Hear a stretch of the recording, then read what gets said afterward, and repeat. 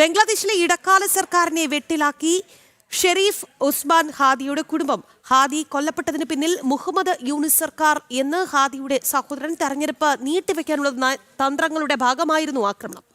ഭാരതത്തിനെതിരെ പ്രതിഷേധങ്ങൾ തിരിച്ചുവിടാനുള്ള നീക്കമായിരുന്നു Sharif Osman Hadi കൊലപാതകമെന്നും Sharif Osman ഹാദിയുടെ സഹോദരൻ വെളിപ്പെടുത്തിയിട്ടുണ്ട്. വിവരങ്ങളുമായി നന്ദഗോപൻ തയ്യാറാണ്. നന്ദൻ, ഈ ഒസ്മാദിയുടെ സഹോദരൻ പറയുന്നത് ചില ഗുരുതരമായ ആക്ഷേപങ്ങളാണ് പറയുന്നത്. എന്തൊക്കെ കാര്യങ്ങൾ അവർ ചൂണ്ടിക്കാട്ടുന്നു?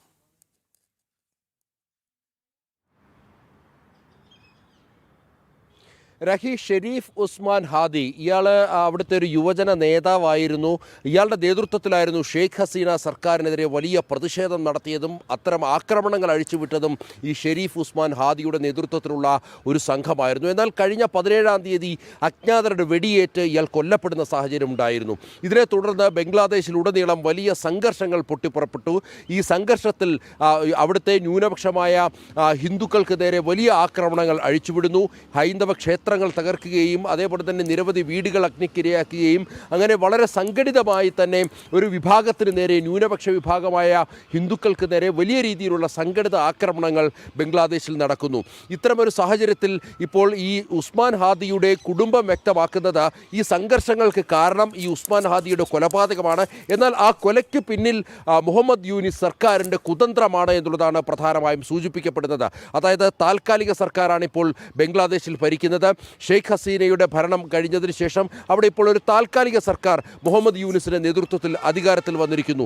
ആ താൽക്കാലിക സർക്കാരിന് തുടർന്നു പോകുവാൻ വേണ്ടിയുള്ള മോഹങ്ങൾ അല്ലെങ്കിൽ അത്തരം ആശകളുടെ ഭാഗമാണ് ഈ സംഘർഷം എന്നുള്ളതാണ് സൂചിപ്പിക്കപ്പെടുന്നത്. കുതന്ത്രങ്ങളാണ് യൂനിസ് സർക്കാർ മെനഞ്ഞത്. ഈ ഉസ്മാൻ ഹാദിയെ അയാളെ കൊല ചെയ്യുന്നതിലൂടെ സ്വാഭാവികമായും ബംഗ്ലാദേശിലുടനീളം വലിയ സംഘർഷങ്ങൾ ഉണ്ടാകുമെന്നുള്ള ബോധ്യമുണ്ട്.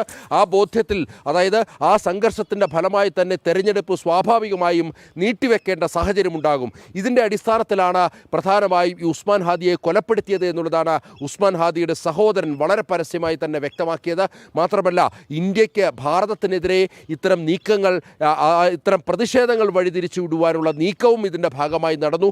ഇത്തരം ഉസ്മാൻ ഹാദിയെ കൊലപ്പെടുത്തിയതിന് പിന്നിൽ ഈ തെരഞ്ഞെടുപ്പ് നീട്ടിവെക്കുക മാത്രമായിരുന്നില്ല, മറിച്ച് ഭാരതവിരുദ്ധ നിലപാടുകൾ കൂടുതൽ അവിടെ പ്രകടമാക്കുക, ഈ മോവിനെ മുഴുവൻ ഭാരതത്തിനെതിരായി, ഇന്ത്യക്കെതിരായി തിരിച്ചുവിടുക എന്നുള്ള ഗൂഢലക്ഷ്യം ഇതിന് പിന്നിലുണ്ടായിരുന്നു എന്നുള്ളതാണ് ഈ ഉസ്മാൻ ഹാദിയുടെ കുടുംബം വ്യക്തമാക്കുന്നത്. ഏതായാലും ഇതുമായി ബന്ധപ്പെട്ട് ഇപ്പോഴും ഈ സംഘർഷാവസ്ഥ അവിടെ പൂർണ്ണമായും അയഞ്ഞിട്ടില്ല എന്നുള്ളതാണ് യാഥാർത്ഥ്യം. അവിടെ ഇപ്പോഴും ന്യൂനപക്ഷങ്ങൾക്ക് നേരെ, ഹിന്ദുക്കൾക്ക് നേരെ വലിയ രീതിയിലുള്ള സംഘർഷം നിലനിൽക്കുന്ന സാഹചര്യമാണ്. ജമാഅത്തെ ഇസ്ലാമിയുടെ നേതൃത്വത്തിലാണ് ഇത്തരം ആക്രമണങ്ങൾ അഴിച്ചുവിടുന്നത്. നമുക്കറിയാം, ജമാഅത്തെ ഇസ്ലാമിയുടെയും മാധ്യമ സ്ഥാപനമായ മീഡിയ വൺ ഈ ഉസ്മാൻ ഹാദി കൊല്ലപ്പെട്ട സാഹചര്യം, ഇപ്പോൾ അയാളെ വാഴ്ത്തിപ്പാടുന്ന സാഹചര്യം ഉണ്ടായിരുന്നു.